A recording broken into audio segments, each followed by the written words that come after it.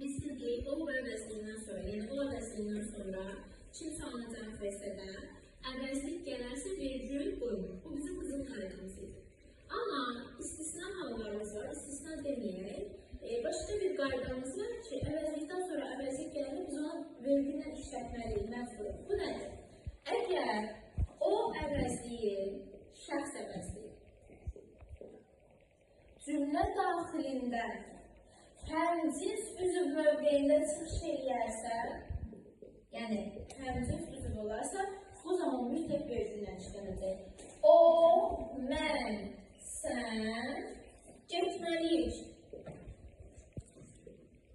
Burada sual verirəm. Kim o?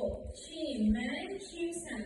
Hər üçü də kim sualına cavab verir, eyni suala cavab verir, eyni cümlə üzvü olur, bu həmcins üzvdür. Biz də bilir ki, həmcins üzvlər bir-biri ilə sadalanma, intonasiya yolu ilə ayrılır.